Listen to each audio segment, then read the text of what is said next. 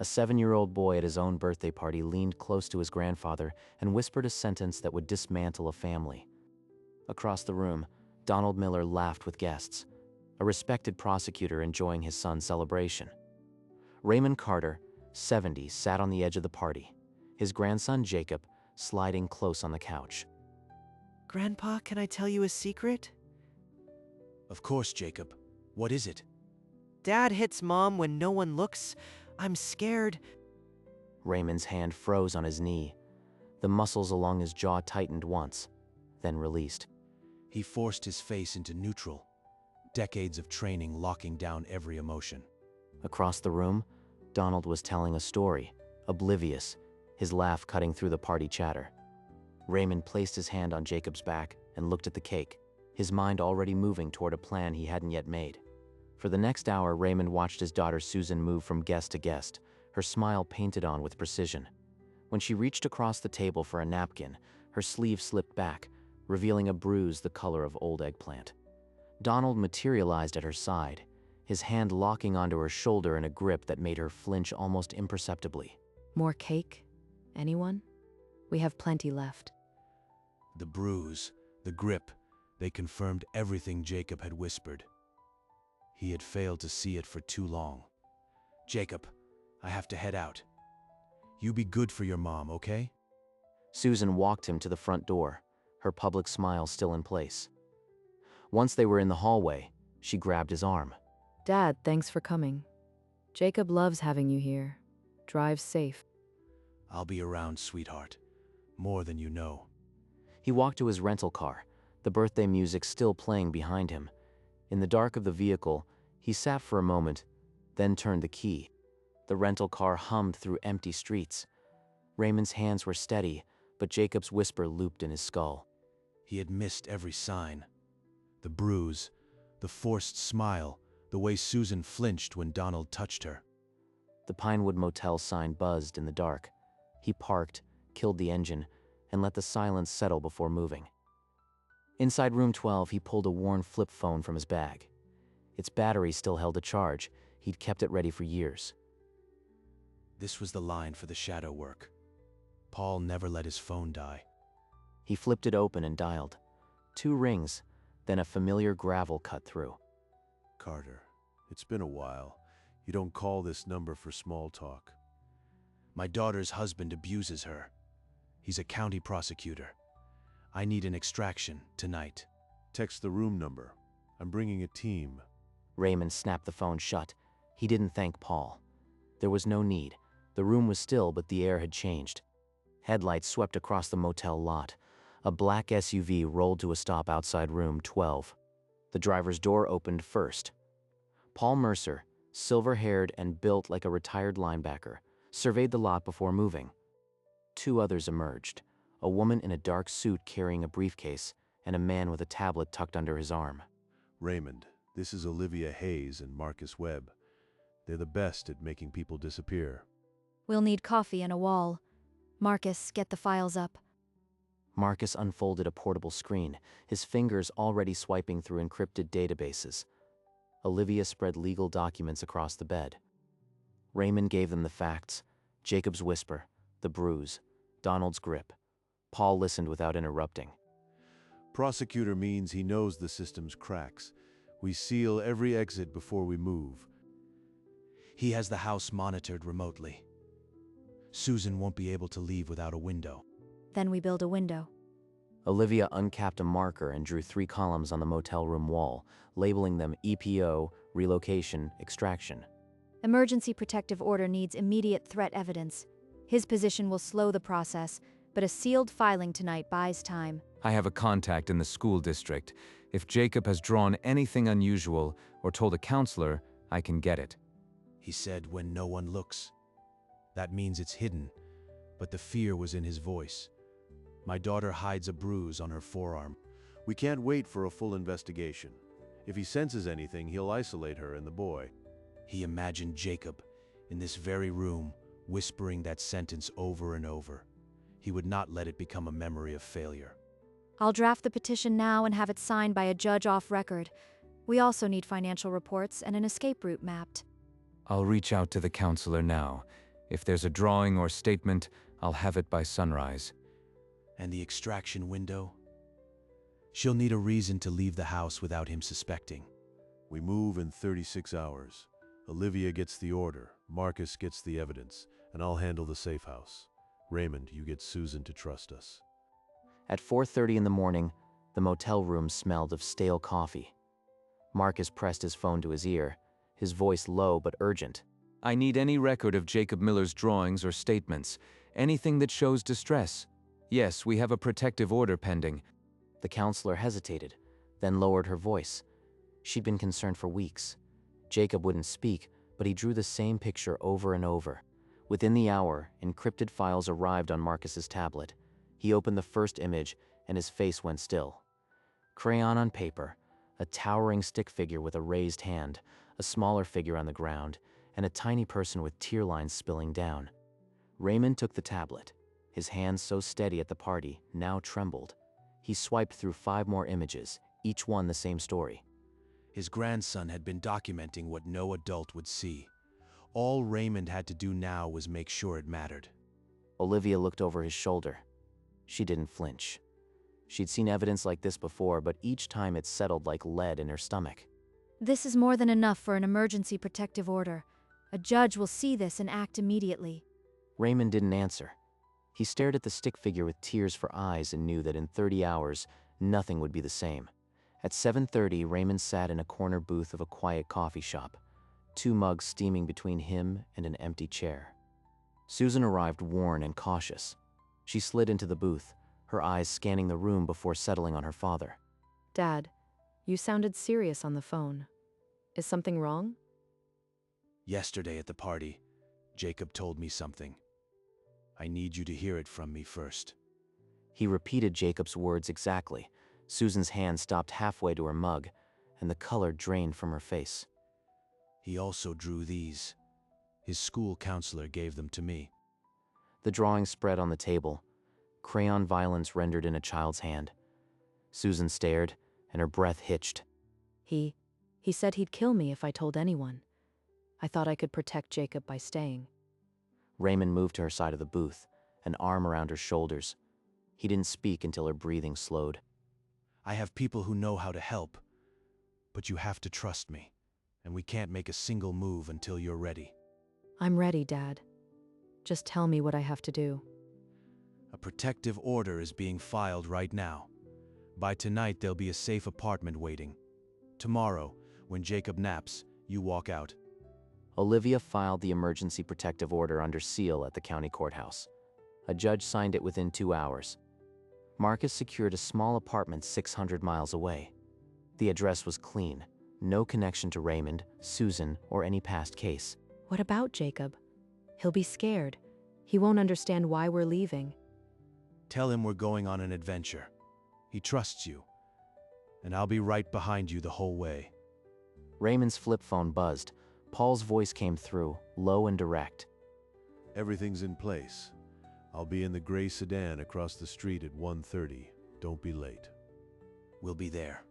He pocketed the phone, and for a long moment, father and daughter just sat together, the weight of the next day pressing on the table between them. At 1:10 p.m., Susan zipped a single duffel bag. Jacob slept in the next room, his afternoon nap a small mercy. She had left this house 100 times. Never like this. Jacob, buddy, we're going on a little trip, just for a few days. The gray sedan pulled away from the curb. Paul, in the driver's seat, kept one eye on the rearview mirror for the first 2 miles. We'll switch vehicles at the rest stop outside town. From there, it's a straight shot to the apartment. Hours later, the apartment door clicked shut behind them.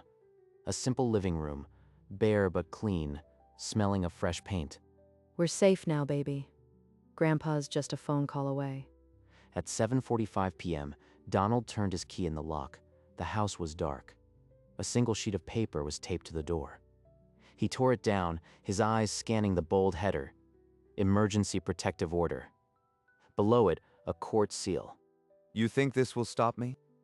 Donald spent the night calling every clerk and deputy he owned. By morning, he had the name of the judge who signed the order and the lawyer who filed it. Olivia Hayes. She's a nobody. I'll have her disbarred before the week is out. He filed an emergency motion to vacate, claiming parental alienation and fabrication of evidence. The hearing was set for Wednesday. Your Honor, we have 16 drawings from 7-year-old Jacob Miller, each depicting domestic violence.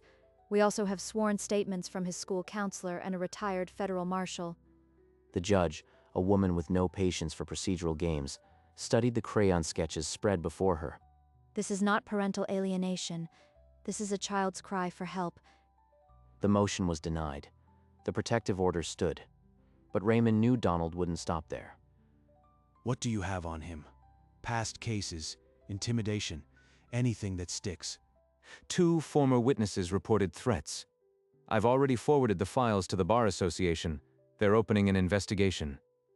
That night, the first formal complaint landed on Donald's desk at the prosecutor's office. The system he had used against others was now aimed at him.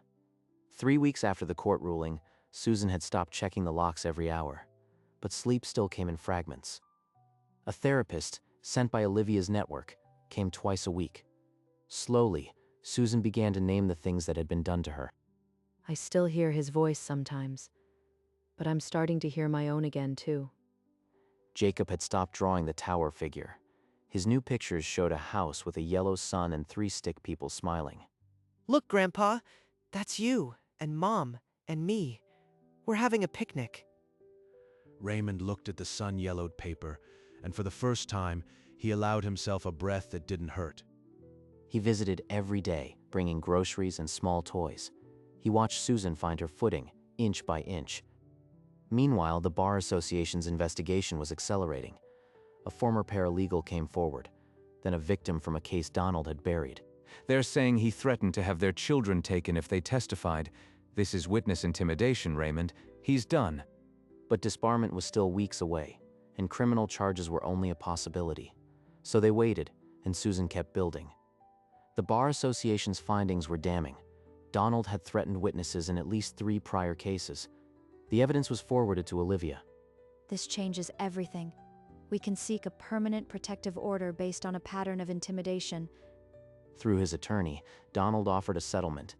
Susan would drop the protective order in exchange for supervised visitation and a public apology. She won't take a deal. Not after what he did to her and Jacob. Donald's lawyer warned him the board would see the refusal as further evidence of bad faith. Then let them. I'll destroy her credibility line by line. But the bar's investigation had already scheduled a formal hearing, and Donald's file had grown too thick to ignore.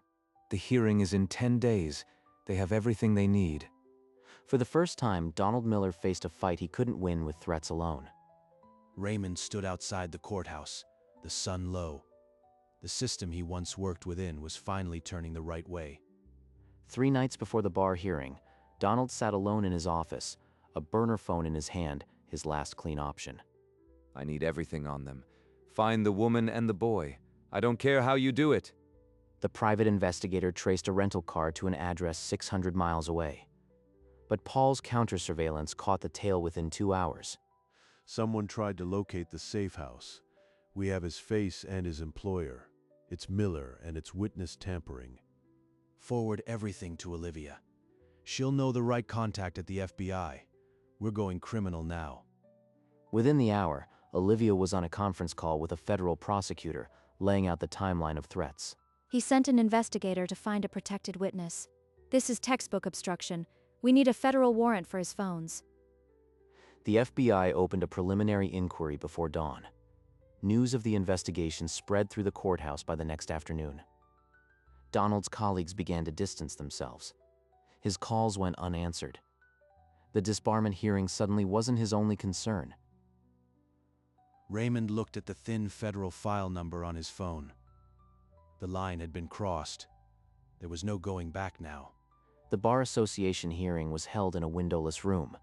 5 panelists faced Donald Miller, who sat rigid, his usual confidence thinned.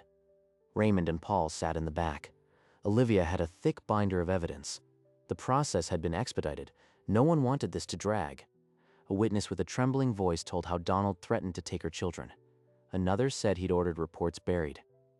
Donald's jaw tightened. Years of reputation were being picked apart by people he'd once controlled.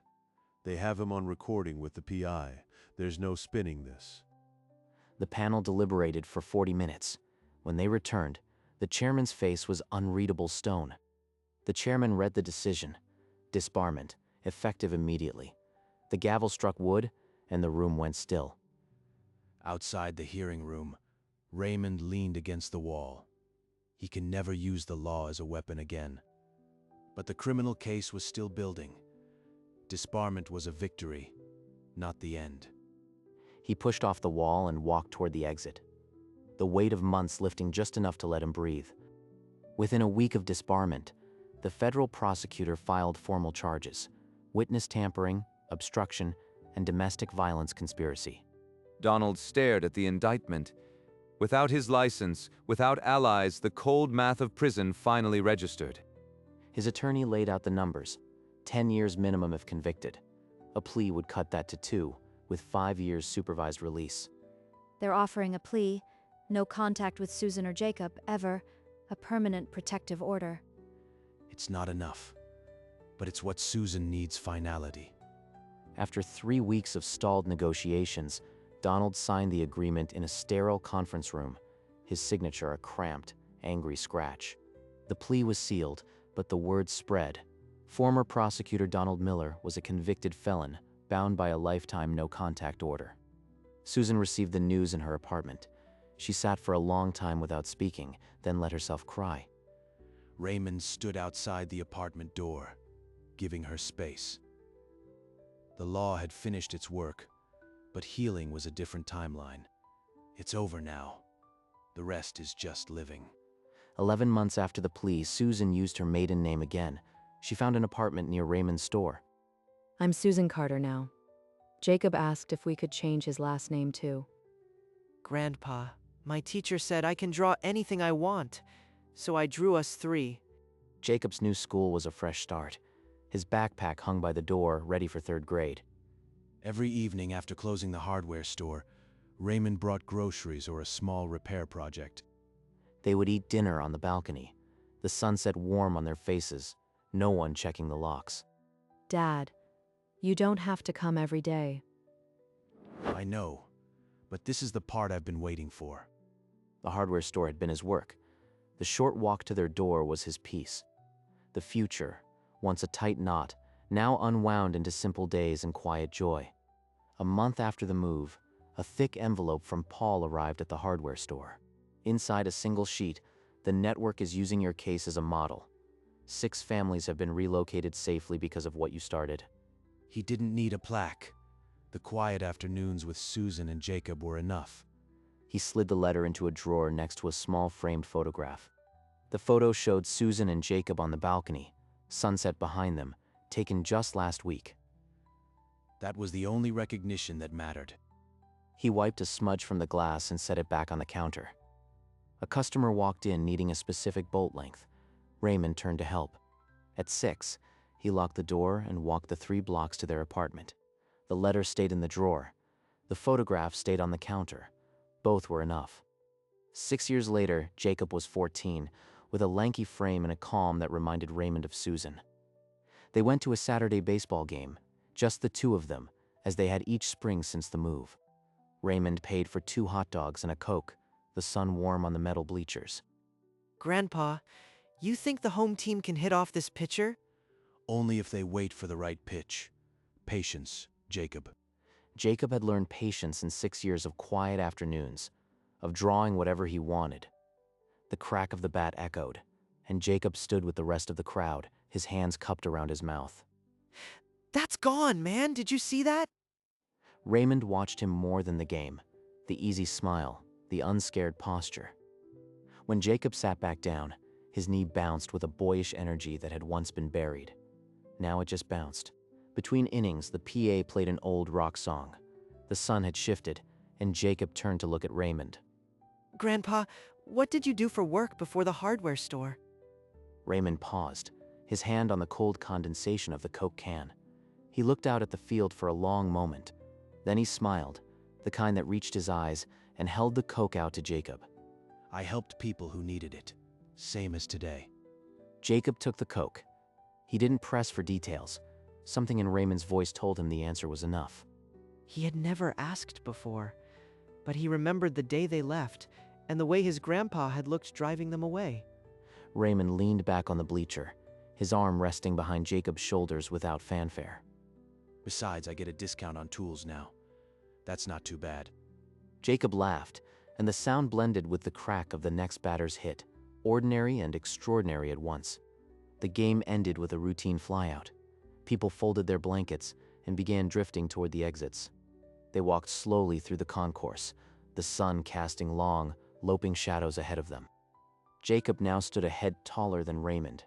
The old man glanced up and let a quiet pride settle in his chest. He had done what he had to do, and it had mattered. That was more than enough. They reached the car, an old sedan with a familiar dent on the door. Raymond unlocked it with a mechanical click. Jacob slid into the passenger seat. Raymond paused, one hand on the door, and looked back toward the stadium. A whisper, a phone call, a black SUV, and this. A boy who laughed freely at baseball games. Inside the car, Jacob had already turned on the radio. A classic rock station hummed low. Raymond slid behind the wheel, and for a moment they just sat in the fading light, engine off, no rush. Then he turned the key, and they drove home. The ordinary was the reward. Years earlier, a whisper at a birthday party had set everything in motion. Raymond Carter had not sought recognition. The hardware store, the photo on the counter, that was his legacy. One phone call, one black SUV, one grandfather who refused to look away. He had been a federal marshal once, but his finest operation had no badge, no warrant. It involved a child's drawing, a daughter's tear-streaked confession, and the unbreakable will to do what was right. Some heroes wear badges, others just show up, call an old friend, and stay until the job is done. And years later, on a sunny bleacher, a boy with an unscared smile was the proof that it all mattered. Raymond closed the flip phone. No one was calling tonight. He didn't need them to. The hardware store would open in the morning. Susan would drop by for coffee. Jacob would text about a game. And that was the only victory that ever counted. At dawn, the hardware store's window caught the first thin light. The sign read simply, Carter's. Raymond arrived early, as he always did. He unlocked the door and flipped the open sign. Inside, he turned on the lights, bare bulbs humming, rows of tools waiting exactly where they belonged. The coffee maker gurgled. A small radio played quietly behind the counter. He wiped the counter, arranged the receipt book, and glanced at the photo of Susan and Jacob. No sirens, no black SUVs, just the quiet of a new day and the smell of sawdust and old metal. A man who had once carried a badge now simply unlocked a door. He did his work, fixed what was broken, and walked home when the sun touched the rooftops.